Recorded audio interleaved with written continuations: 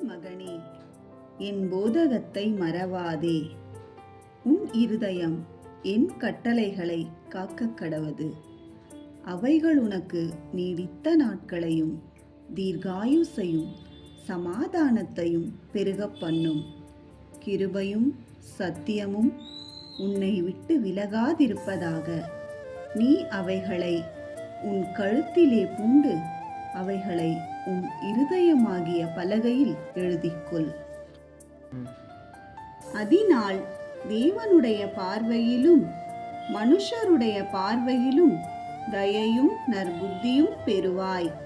உன் சுய புத்தியின் மேல் சாயாமல் உன் முழு இருதயத்தோடும் கர்த்தரில் நம்பிக்கையாயிருந்து உன் வழிகளெல்லாம் அவரை நினைத்துக்கொள்.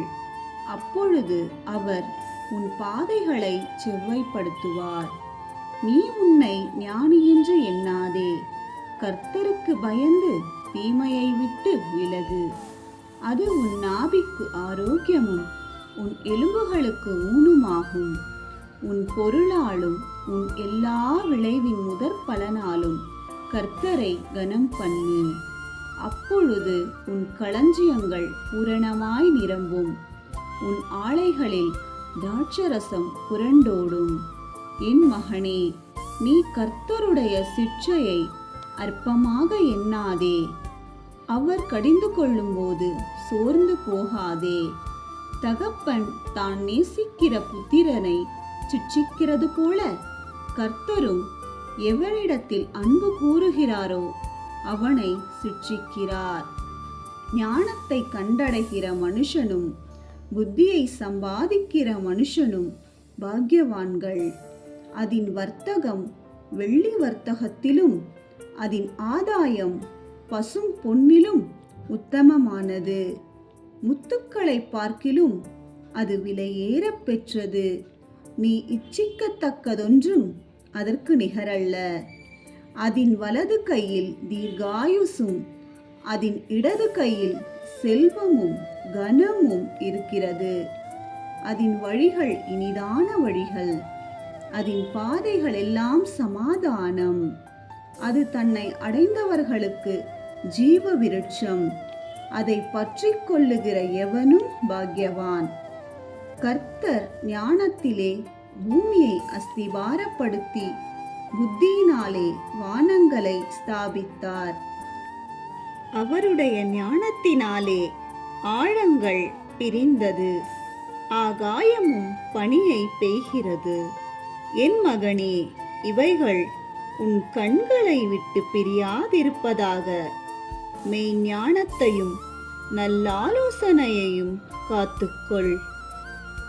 அவைகள் உன் ஆத்துமாவுக்கு ஜீவனும் உன் கழுத்துக்கு அலங்காரமுமாயிருக்கும். அப்பொழுது நீ பயமின்றி உன் வழியில் நடப்பாய். உன் கால் இடராது. நீ படுக்கும்போது பயப்படாதிருப்பாய். நீ படுத்துக்கொள்ளும் போது உன் நித்திரை இன்பமாயிருக்கும். சடுதியான திகிலும் துஷ்டர்களின் பாழ்கடிப்பும் வரும்போது நீ அஞ்ச வேண்டாம். கர்த்தர் உன் நம்பிக்கையாயிருந்து உன் கால் சிக்கிக்கொள்ளாதபடி காப்பார். நன்மை செய்யும்படி உனக்கு திராணி இருக்கும்போது அதை செய்யத்தக்கவர்களுக்கு செய்யாமல் இராதே. உன்னிடத்தில் பொருள் இருக்கையில் உன் அயலானை நோக்கி நீ போய் திரும்ப வா, நாளைக்கு தருவேன் என்று சொல்லாதே. அச்சமின்றி உன்னிடத்தில் வாசம் பண்ணுகிற உன் அயலானுக்கு விரோதமாக தீங்கு நினையாதே. ஒருவன் உனக்கு தீங்கு செய்யாதிருக்க காரணமின்றி அவனோடே வழக்காடாதே. கொடுமையுள்ளவன் மேல் பொறாமை கொள்ளாதே. அவனுடைய வழிகளில் ஒன்றையும் தெரிந்து கொள்ளாதே. மாறுபாடுள்ளவன் கர்த்தருக்கு அருவருப்பானவன். நீதிமான்களோடே அவருடைய இரகசியம் இருக்கிறது. துன்மார்க்கனுடைய வீட்டில் கர்த்தரின் சாபம் இருக்கிறது.